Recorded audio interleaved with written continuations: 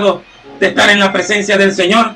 Sean bienvenidos una vez más a las noches de enseñanza que hacemos los miércoles, viernes y domingos, siempre y cuando el Señor nos dé la libertad y la oportunidad, a través de los ministerios proféticos luchando por la verdad. Quien te habla, tu hermano y amigo, el predicador Juan José Méndez Velasco, porque para esto nos llamó Dios. Y obedecer al llamado de Dios es lo más importante. El llamado de Dios se obedece por encima de los hombres, por encima de las opiniones y los razonamientos de los demás. Como dijo el apóstol San Pablo a los Gálatas en el capítulo 1, cuando les dice: pero cuando Dios quiso revelar a su Hijo en mí y que le predicase entre los gentiles, enseguida no consulté con sangre y carne. Mi hermano y amigo, la palabra de Dios es para todos. Y continuamos en las cosas que son, hermano y amigo, en las cosas de la iglesia. Continuamos hablando del mensaje de nuestro Señor Jesucristo a las 7 iglesias, que son las cosas que son. Antes de orar y entrar al tema, que es el mensaje a la iglesia que está en Pérgamo y que está revelando el carácter de nuestro Señor y Salvador Jesucristo, quisiera decirte que la palabra de Dios está por encima de todas las cosas. La palabra de Dios está por encima de los pensamientos, la filosofía, los razonamientos de los hombres. La palabra de Dios es la que sostiene el universo y no hay ninguna otra autoridad. Nada puede anular la palabra de Dios. Y quien quiera anular la palabra de Dios se va a meter en un problema con Dios. Incluso el libro de Apocalipsis dice que el que le quita o le añada a las palabras de las profecías de este libro, vendrán juicios de Dios sobre ellos, sobre estas personas que mutilen el texto o que le agreguen al texto. Por eso nosotros siempre, cuando tratamos estos temas, nos inclinamos al texto hebreo y al texto griego, que llamamos originales, que son las copias de los originales y que son los textos más antiguos y que sabemos, creemos y estamos seguros por los hechos registrados que de esa forma Dios se lo reveló al pueblo hebreo, y el pueblo hebreo lo escribió en su propia lengua, en su propio idioma, incluyendo aún la Biblia Septuaginta, que es el Antiguo Testamento traducido del hebreo al griego en el siglo III a.C., que fueron 72 sacerdotes judíos, escribas judíos, que pasaron las escrituras al griego por orden de Ptolomeo, si mal no recuerdo. Y nos encontramos el Nuevo Testamento, que está totalmente escrito en griego. No hay ningún documento antiguo, más antiguo que los documentos griegos del Nuevo Testamento, escritos por personas hebreas. Pero como todos sabemos, y todos los que estudiamos y todos los que investigamos en la historia, sabemos que el griego predominaba como una lengua universal en los tiempos de Jesús y de sus santos apóstoles. Además de esto, en estos días, no lo voy a nombrar, escuché a un predicador, a un teólogo, maestro de la palabra. No tengo nada en contra de él, pero ayer mismo lo vi, que dijo que Apocalipsis, a él le gusta mucho la escatología, los tiempos del fin, los eventos finales, dijo que Apocalipsis no estaba escrito en un orden cronológico. Mi hermano, ¿hasta cuándo? Si el mismo Jesús le dijo a Juan: escribe lo que has visto, las cosas que son y las cosas que serán después de esta. El mismo Jesús le da la cronología a Juan de lo que vio, el pasado, de las cosas que son, el presente, es decir, las cosas de la iglesia, la etapa de la iglesia, y las cosas que serán después de esta. ¿De qué? Después de las cosas que son las cosas de la iglesia, valga la redundancia. Nadie tiene autoridad, porque no entiendas un pasaje de la Biblia o no estudies un pasaje de la Biblia. Tú y yo no tenemos la autoridad de decir: no, esto significa esto porque a mí me da la gana, o porque yo tuve un sueño, o porque tuve una voz, o porque estudié en tal universidad. No, mi hermano, la Biblia es superior a todas las cosas. Jesucristo es superior a todas las cosas. Esa es la enseñanza de la carta a los Hebreos, que es un libro originalmente en su estructura, y esta es la enseñanza de las cosas que son las de la iglesia. Jesucristo es el dueño, el vencedor de todas las cosas, por lo tanto tiene la autoridad total, el nombre total de ordenar y hacer lo que Él quiere en medio de las iglesias. Vamos a orar para que entremos al tema en Apocalipsis capítulo 2, verso 12 hasta el 17, que es el mensaje al ángel que está en Pérgamo y a la iglesia que él supervisa o ministra o que es sensible para el mensaje de Dios. Padre, en el nombre de Jesucristo de Nazaret, santifícanos en tu verdad. La palabra tuya es la verdad. Que aquellas personas que nos ven y nos escuchan en esta hora sean santificados con tu palabra y que se puedan volver a la Escritura. Por Jesucristo, mi Señor Dios y Salvador, te lo pido, bendice nuestros ministerios y aquellas personas que te aman, que aman tu palabra. Amén y amén. Estamos, mi hermano, en la tercera iglesia, que es la de Pérgamo. La palabra Pérgamo no significa pergamino. Es una palabra griega compuesta de dos palabras que significa torre fuerte o torre fortificada. Mi hermano, las cosas que digamos aquí, anótalas, investígalas, acude a la gracia de Dios, a investigar las herramientas. Dios hoy en día nos ha dado muchas herramientas para que su pueblo no viva en la mentira y viva engañado. Todo lo que usted diga y todo lo que yo digo debe ser verificado por la palabra de Dios en todo su contenido. Y aquí nos vamos a centrar, quizás no terminemos hoy el tema sobre Pérgamo, pero porque nos vamos a centrar en los primeros textos. Y dice así, como se lee en el manuscrito griego de manera literal.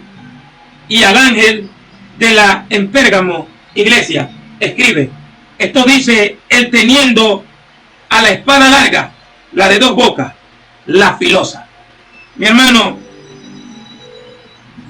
estamos viviendo momentos peligrosos, momentos difíciles. Estamos viviendo, y estoy seguro que estamos viviendo los días de apostasía. ¿Qué es la apostasía? Es apartarse de la fe, es echarse a un lado de la verdad. Eso es lo que significa apostasía, apartarse de la palabra de Dios o rebelarse contra la palabra de Dios. Es decir, que la palabra de Dios no es suficiente para el creyente de hoy en día. Sí, para muchos la palabra de Dios no es suficiente. Por eso algunos viven engañados, algunos confían en el predicador tal, algunos confían en la traducción tal, algunos confían en la voz que escuchan en la madrugada, y como no tienen la palabra de Dios como una suprema autoridad, ellos se dejan guiar por otras cosas. Hay personas que tienen la esperanza en un pastor, en un predicador, en un supuesto profeta, pero cuando ese predicador, cuando ese supuesto profeta cae o hace una marramucia, esa persona y muchas personas que lo seguían a él, su fe es desboronada totalmente. Los predicadores de hoy, mi hermano, siguen sembrando ilusiones y cuentos fabulosos a los creyentes, haciéndose pasar como que ellos tienen el superdón espiritual, haciéndose pasar que ellos tienen el poder y la autoridad total, y que ellos no son la voz de Dios, sino que ellos son la autoridad para imponer cualquier pensamiento que a ellos les plazca. Hoy los predicadores viven diciendo a los creyentes y a las iglesias que serán admirados por el mundo, que el mundo un día los va a alabar, que el mundo un día que los desechó los va a recoger y les va a dar palmada, y con astucia les dicen que Dios peleará contra aquellos que se levanten contra nosotros, y con astucia les dice que el que te pegó a ti, Dios le va a pegar también, que el que te insultó a ti, Dios un día lo va a visitar y le va a arruinar la vida porque se metió contigo, porque tú eres el consentido de Dios. Pero aquí, en la iglesia, en el mensaje a Pérgamo, vemos una realidad. Y la realidad la vemos en el verso 12. El verso 12, lo voy a repetir otra vez. Y al ángel de la en Pérgamo iglesia escribe, esto dice el teniendo a la espada larga, la de dos bocas, la filosa. Mi hermano, Jesús se presenta aquí que como el comandante en jefe, y te digo, anota lo que digo, investiga la palabra griega que se traduce como espada de doble filo, o originalmente es espada de doble boca, que es la que usa un comandante en jefe de un ejército dispuesto para ejecutar órdenes, dispuesto para hacer arrase. Es decir, Jesús se presenta aquí como alguien dispuesto a hacer arrase. Investígalo. Mi hermano, es tiempo de vivir en la realidad de la palabra de Dios. Jesús está llegando a la iglesia que está en la ciudad de Pérgamo, que según muchos, los que estudian, los que escriben libros, los que andan por ahí diciendo que son algo, era un centro de idolatría total. Pero quiero tratar es lo que Jesús está mostrando aquí. Se está presentando como el comandante en jefe, el general en jefe de un batallón con la espada desenvainada y de dos bocas, es porque no se sacia de derramar sangre.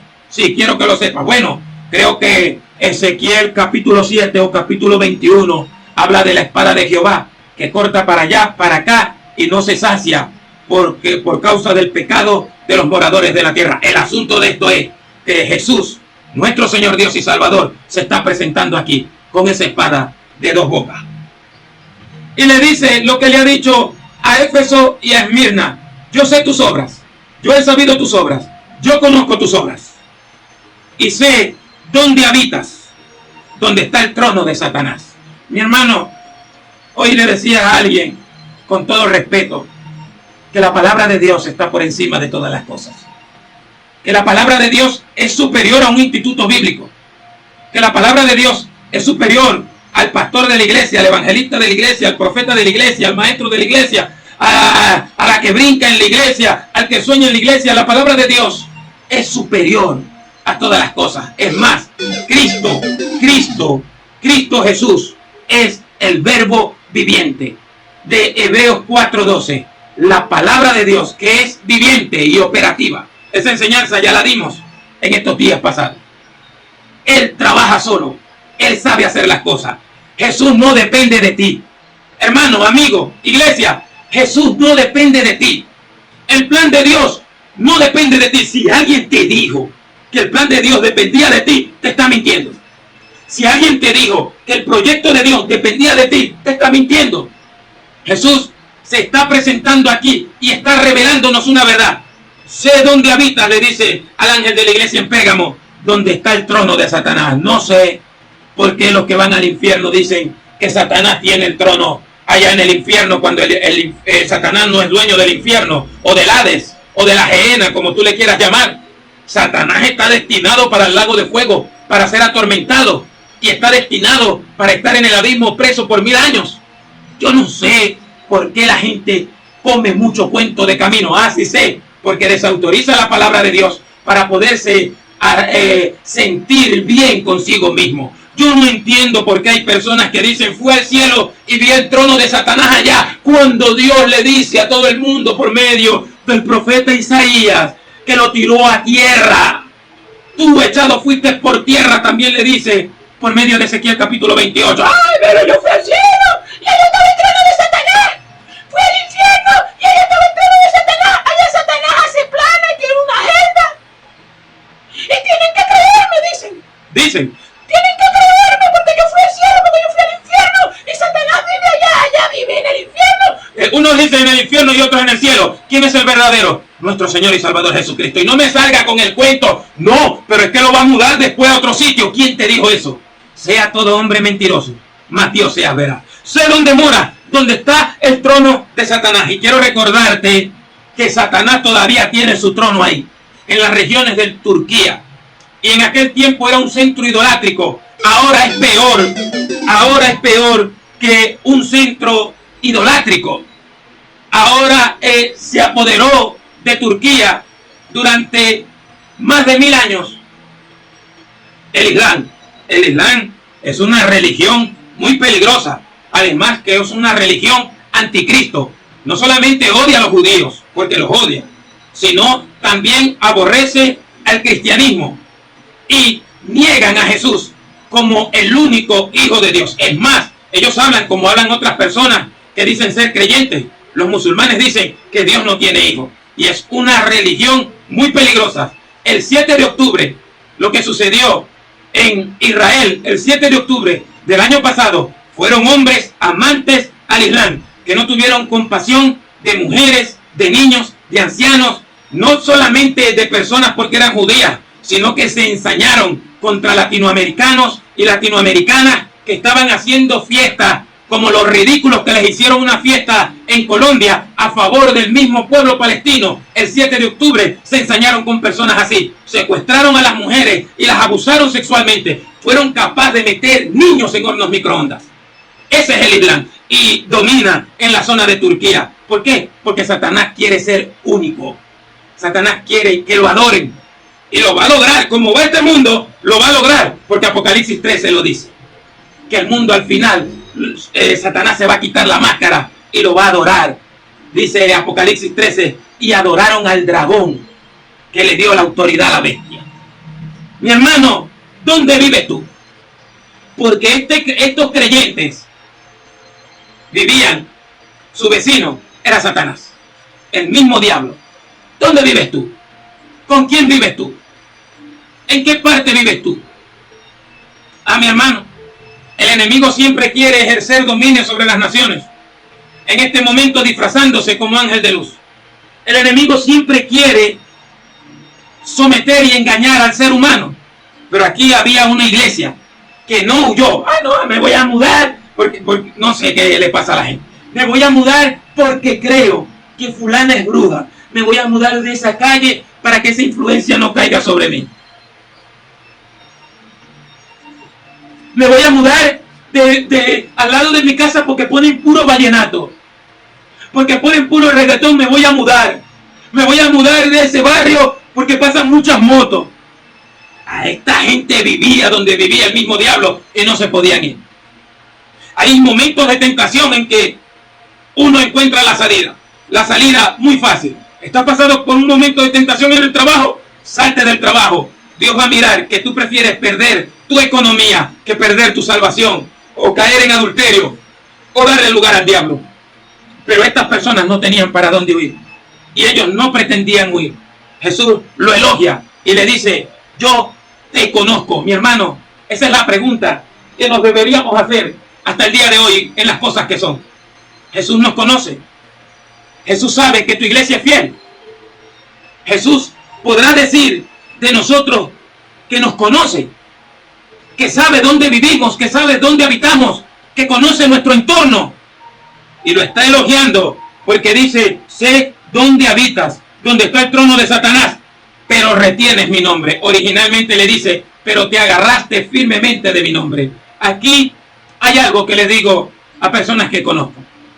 La palabra nombre solamente aparece en la traducción española al español, pero la palabra nombre que se utiliza aquí es la palabra griega onomá. Onomo decía antes, pero hoy la estudié bien y es onomá. Onomá, que significa carácter, autoridad, conocimiento, memorial e identidad. Es la misma palabra Shem, Hashem, el nombre, tiene el mismo significado del hebreo. Anota, investiga, averigua lo que yo estoy diciendo. Cuando Jesús le dice a la iglesia en Pérgamo que habita donde está el trono de Satanás, le está diciendo, pero tú estás reteniendo firmemente mi carácter. Te agarraste de mi carácter. Es decir, no le vas a doblegar a Satanás. No le has doblegado a Satanás.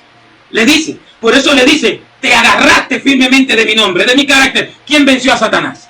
Jesús. En el desierto, donde no había agua, donde tenía 40 días sin comer, vino Satanás, lo tentó, y Jesús, con solamente pronunciar la palabra de Dios, lo venció, lo derrotó, que el diablo tuvo que huir. Siempre usa la palabra de Dios. Satanás le quiso dar una interpretación del Salmo 91 y le dijo, si eres hijo de Dios, échate de aquí abajo, para poner en duda la identidad de Cristo, porque escrito está, a sus ángeles mandará acerca de ti, para que tu pie no tropiece en piedra. Y Jesús le dijo, escrito está, no tentarás al Señor tu Dios. Le dijo, si eres hijo de Dios, di que estas piedras se conviertan en pan. ¿Por qué? Porque al dar Dios testimonio, eso está en el capítulo 2 de Mateo y capítulo 3, a dar Dios testimonio acerca de su Hijo. Este es mi Hijo amado, en quien yo me tengo complacencia. A él oí. Dios está avalando que su Hijo es Dios. Sí, así está avalando. Entonces Satanás le dice, si eres hijo de Dios, bueno, tienes el poder de convertir estas piedras en pan. Pero Jesús no iba a caer en la tentación de usar sus poderes, porque Jesús ya había renunciado a su gloria para hacerse semejante a los hombres, para vivir en esta tierra y humillarse hasta la muerte de cruz. Y Jesús dependía del poder del Padre. Eso lo dice Juan capítulo 8. Creedme, porque las obras que yo hago no las hago yo, sino que el Padre las hace. Así dice Jesús. Porque lo que yo hablo no lo hablo de mi propia cuenta, sino que el Padre me dice, me enseñó qué decir. Así lo dice. Eso está en Juan capítulo 8, capítulo 7, capítulo 5, capítulo 14, capítulo 16. Cuando Jesús hablaba, el Padre era el que daba el mensaje a través de él. Cuando Jesús sanaba, era el Padre que sanaba, porque Jesús se despojó para mostrarse como siervo. Es más, la palabra hijo en el Nuevo Testamento también se usa para siervo, y para un siervo consentido, en el sentido de que era de absoluta confianza, como para cumplirse Isaías 42 e Isaías 43. El nombre de Cristo es su carácter, su autoridad, su conocimiento absoluto, su identidad como Dios en la persona del Hijo. Es más, Apocalipsis sigue testificando que Jesús es el único Hijo de Dios, como lo veremos en la iglesia de Tiatira, que así se presenta. Pero ese es otro tema. Estamos hablando que esta iglesia tenía el carácter de Cristo. No complació a Satanás. No le complació a Satanás en ningún momento. Ni sus incitaciones, ni sus retos, ni sus difamaciones. No cayó en el terreno de Satanás. Y Jesús lo está elogiando al ángel de la iglesia y a la iglesia. Te agarraste de mi carácter. Mi hermano, cuando Jesús dice no, es no. Cuando Jesús dice sí, es sí. Y nadie lo puede hacer retroceder. El carácter de Dios está sobre nosotros. A ti que te gusta hablar del nombre de Cristo, conoces lo que significa el nombre de Jesús en nuestra vida. Su carácter, su manera de pensar, su manera de hablar, su manera de vivir. ¿Lo conoces? ¿Conoces el nombre de Dios? Porque algunos creen que el nombre en la Biblia es Jesús. Pero si en hebreo es Yeshua, si fuera nombre de manera literal, como dice en el español, tendrías que decirle Yeshua, o en griego Jesús. Pero nosotros le decimos Jesús porque es más allá que una simple pronunciación. Es la experiencia sobrenatural de conocer al Cristo de la gloria. Así lo dice la Escritura. El Padre revela al Hijo y el Hijo revela al Padre. Gálatas capítulo 1, verso 10 en adelante. Mateo capítulo 11, verso 25 en adelante. Dios es una revelación y nos da esta revelación por su Espíritu Santo, que dice, cuando Él venga, les va a enseñar todas las cosas y les va a recordar todo lo que yo les he dicho. La iglesia de Pérgamo y el ángel en Pérgamo no cedieron ante Satanás. Muchas iglesias le han cedido a Satanás. Hasta espíritu de adivinación tienen en los púlpitos. Hasta gente profetizando cosas incoherentes. Viste que estamos pasando tiempos peligrosos. Suben a cualquiera en un púlpito a decir cualquier disparate. Y Jesús está enojado. Ay, el Señor no se enoja así. Pregúntele a los del templo ese día. Pregúntele a los fariseos, que los llamó hipócritas. Pregúntele a los intérpretes de la ley, que los amenazó. Porque Jesús tiene toda la autoridad del Padre. Este es mi Hijo amado. Tienes que conocer el nombre de Cristo, su autoridad, su carácter, su conocimiento, su revelación, su memorial, su identidad. Es algo más allá que una pronunciación. Es vivir para Él, ser uno con Él. Eres uno con Cristo, porque esa es la voluntad de Dios, que seas uno con el Mesías. ¿No lo sabías? Bueno, lo dice la Biblia. Eres uno con Cristo. Tienes el carácter de Cristo. Jeremías dijo, no me senté en compañía de burladores, ni me engreí a causa de tu profecía. Me senté solo, porque me llenaste de indignación. ¿Por qué fue perpetuo mi dolor y mi herida desahuciada no admitió curación? Serás para mí como cosa ilusoria, como aguas que no son estables. Mas así ha dicho Jehová, si te convirtieres, yo te restauraré, y delante de mí estarás. Y si entresacares lo precioso de lo vil, serás como mi boca. Conviértanse ellos a ti, pero tú no te conviertas a ellos. Y te pondré en este pueblo por muro fortificado de bronce, y pelearán contra ti, pero no te vencerán, porque yo estoy contigo para guardarte y para defenderte, dice Jehová, y te libraré de la mano de los malos, y te redimiré de la mano de los fuertes. Esa es la revelación del nombre. Dice Jeremías que el nombre de Jehová se invocó sobre él. ¿Por qué? Porque había un fuego en él que no podía tolerar el pecado de su nación. Y le dice, porque tu nombre se invocó sobre mí, oh Jehová, Dios de los ejércitos. Es decir, tu carácter me poseyó. Hoy tenemos predicadores que no tienen carácter. Hoy la iglesia tiene predicadores que parecen unos bobos a veces hablando, echando chistes en un púlpito, como que si un púlpito fuera para echar chistes. Como que si un púlpito fuera para decir boberías y hablar de comilonas y comida. Incluso son capaces de hablar de asuntos sexuales que ni les compete a ellos, ni a la iglesia, ni al púlpito. Hoy tenemos mucha gente mediocre que repite como loro lo que dicen los demás. No tenemos gente que de verdad se encuentre con el nombre, con el carácter, con el conocimiento, con la autoridad del Cristo de la gloria. Eso es lo que significa nombre en la Biblia. Si te pusieras a investigar, encontrarías la revelación de Dios. Porque Dios, al que busca, le da. Pero al que no tiene, aún lo que tiene, se lo va a quitar. Retienes mi nombre, retienes el nombre de Cristo, tienes el carácter de Cristo en tu vida. Porque para enfrentarse a Satanás hay que tener carácter. Y ese carácter es: me agarro firmemente de mi Cristo. Jesús no dijo eso.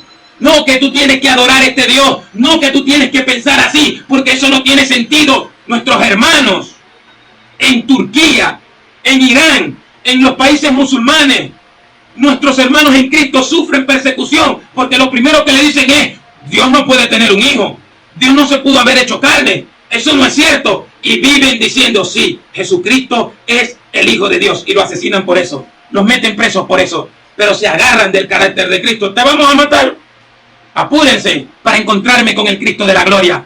¿Cuánto ansías de encontrarte con Cristo?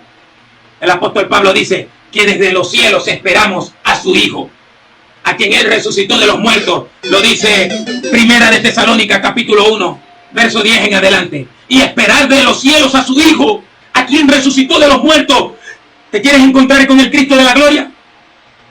No hay carácter. Los predicadores no tienen carácter. Y si un pastor no tiene carácter para sentar a un muchacho que se la pasa corriendo en medio de la predicación, la iglesia nunca va a tener carácter y nunca va a conocer al Cristo de la gloria. No pueden. ¿Por qué? Porque no quieren comprometerse con el nombre de nuestro Señor y Salvador Jesucristo.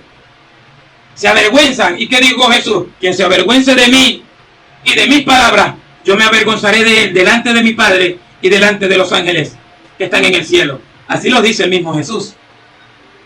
No puedes cambiar la palabra de Dios. No puedes leer algo en la Biblia y decir que significa otra cosa, porque Jesús nunca fue así. Nunca fue así. Y nunca será así. Y le está diciendo: bueno, retienes mi nombre, te agarraste firmemente de mi nombre, pero retienes mi nombre y no has negado mi fe. Aquí, usted dirá: pero Jesús tiene fe, si es Dios. La palabra fe se aplica de distintas maneras. Fe de confianza, que es la fe en Jesús. La fe en Jesús es confiar en lo que Cristo hizo por mí, confiar en su santo nombre, y eso me hace salvo. Y está la fe de fidelidad, y eso es de lo que habla cuando dice la fe de Cristo. Y no has negado mi fe, es decir, no has negado que yo soy fiel. ¿Cuántas personas le duele la barriga y dicen de una vez: Señor, ¿por qué me dejaste? ¿Cuántas personas le duele la muela y dicen: Señor, ¿por qué has permitido que me pase esto? Negando la fidelidad de Cristo, porque todavía no tienen para la cena, todavía no tienen para el desayuno. Señor, ¿por qué me has desamparado? Esta iglesia pasaba por lo que pasaba y siempre decía: Jesús es fiel, todas sus promesas son verdad, Él no nos dejará, Él ni se va a negar Él, ni nos va a negar a nosotros. Cuando Jesús dice: no has negado mi fe, está diciendo: no me has dicho que te he sido infiel. Me has honrado, has seguido proclamando mi nombre. Mi hermano, Jesús es fiel. He aquí, yo estoy con vosotros todos los días hasta el fin del mundo. Eso no va a cambiar. Pablo dice: ¿quién nos separará del amor de Cristo? Tribulación o angustia o persecución o desnudez o peligro o espada. Como está escrito: por causa de ti somos muertos todo el tiempo, somos contados como ovejas de matadero. Antes en todas estas cosas somos más que vencedores por medio de aquel que nos amó, por lo cual estoy seguro de que ni la muerte, ni la vida, ni ángeles, ni principados, ni potestades, ni lo alto, ni lo presente, ni lo futuro, ni ninguna otra cosa creada, nos podrá separar del amor de Dios que es en Cristo Jesús, Señor nuestro. Te hace falta la palabra de Dios. Te hace falta creerle a la palabra de Dios. Te hace falta creer en Cristo Jesús. Te hace falta que Dios visite tu vida con su palabra. Hermano, te voy a dar un consejo. Tú no me conoces, yo no te conozco. Pero te voy a dar un consejo. Cuando estés en oración, dile: Señor, revélate a mi vida. Revélame tu palabra en el nombre de Jesús. Si oras así, Dios te va a escuchar, porque según el libro de los Hechos, así Dios le respondía a la iglesia primitiva: Señor, en el nombre de tu santo Hijo Jesucristo, como dice tu palabra, pedite en mi nombre, revélate a mi vida, revélame tu palabra, revélame tus misterios. Retienes mi nombre, te agarraste firmemente de mi nombre y no has negado mi fidelidad. Ni aún en los días en que Antipas, mi testigo fiel, fue muerto entre vosotros, donde mora Satanás. Mira, no sabemos si Antipas era predicador, no sabemos si Antipas, lo más probable que fuera, pero no sabemos con certeza si era pastor, si era profeta, si era evangelista, si era diácono, si era un trabajador, simplemente un creyente. No sabemos si tenía familia, si tenía esposa, si tenía hijos. No sabemos si era rico o era pobre. No sabemos. Pero algo sí sé, que Jesús lo conocía y sabía que era fiel. Hermano, Jesús nos conoce. Jesús sabe que somos fieles. Porque es Jesús quien está exaltando a su siervo. Que lo conocemos porque Jesús lo nombró para que quedase plasmado en la Escritura, para que a través de la Escritura no fuese olvidado. Usted habla de Policarpo, habla de David Brainerd, habla de Martín Lutero, pero ¿por qué no hablamos de Antipas, que fue capaz de morir por Cristo, conociendo que Jesús es fiel, tomando el nombre de Jesús, el carácter de Jesús, y prefirió morir? Prefirió ser ejecutado de una u otra forma, y Jesús lo recuerda. Lo conozco. Hermano, Jesús te conoce. Porque en aquel día le dirán, muchos le dirán: Señor, en tu nombre echamos fuera demonios, en tu nombre sanamos enfermos, en tu nombre esto, en tu nombre predicamos, en tu nombre profetizamos.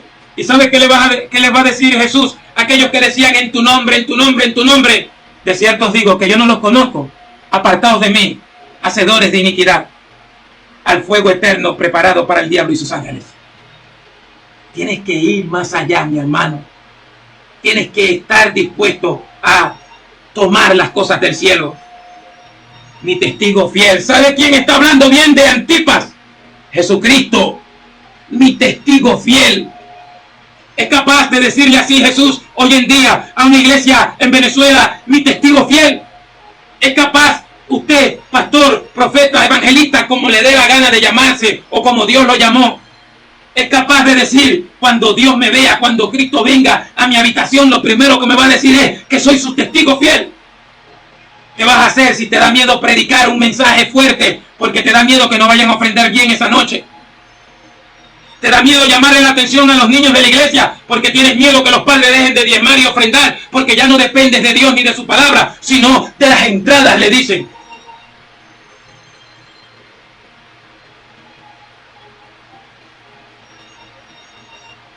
Mi testigo fiel. Lo mataron donde vive Satanás. No vivía, vive. Donde mora Satanás. A mi testigo fiel.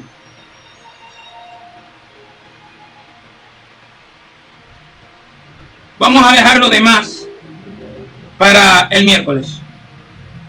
¿Eres testigo fiel de Dios? ¿Conoces el nombre de Cristo? Los elementos que componen el nombre de Cristo, ¿los conoces? Porque Jesús dijo que les iba a decir a todos aquellos que le iban a sacar en cara: en tu nombre echamos fuera demonios, en tu nombre sanamos enfermos, en tu nombre profetizamos, en tu nombre hicimos muchos milagros. Yo no los conozco. No los conozco. Porque les dije: quien escucha mis palabras y las hace, ese es el que me ama, ese es mi discípulo. Muy claro lo dice en Mateo 7, 22 en adelante. No todo el que me dice Señor, Señor entrará en el reino de los cielos, sino el que hace la voluntad de mi Padre que está en los cielos. Y vuelvo y te repito, Jesús mismo dice, muchos me dirán en aquel día, en tu nombre, en tu nombre, en tu nombre, no te conozco, porque no hiciste la voluntad de mi Padre, el de los cielos. Porque si aborreces al Padre, aborreces a Cristo. Y si aborreces a Cristo, aborreces al Padre. Pues son el único Dios verdadero. Así lo dice la Biblia. Yo quiero decirte una cosa. Jesucristo es fiel. Jesucristo no le falla a nadie. Es más, si nosotros fuéramos infieles, Él aún permanece fiel, porque Él no puede negarse a sí mismo. ¿Cuál es el problema? Antipas se enfrentó a Satanás y a los que lo ejecutaron. ¿Cuál es el problema en tu vida? El que pone el reggaetón al lado. El que te pega un chiflido cuando pasas por el frente de tu casa. Ya no hayas que hacer porque ponen vallenato todos los sábados cerca de tu casa. Mi hermano, vuélvete a la Escritura. Vuélvete a la palabra de Dios. Porque el Señor sacó su espada y va a ejecutar juicio primeramente en su casa, en la iglesia. Antes de castigar al mundo, Jesús está diciendo, voy a castigar a la iglesia, y nadie quiere escuchar. Voy a levantar persecución contra la iglesia. Se va a levantar persecución contra la iglesia. Satanás va a levantar persecución contra la iglesia. Voy a ejecutar juicios sobre la iglesia. Seguiremos después. Padre, bendice a mis hermanos que escucharon, a los que creyeron para bien y a los que rechazaron. Igual bendícelos con tu palabra para que vean tu gloria y tu poder. Por Jesucristo, mi Señor Dios y Salvador, te lo pido y te doy gracias. Amén. Dios te bendiga. Dios te guarde.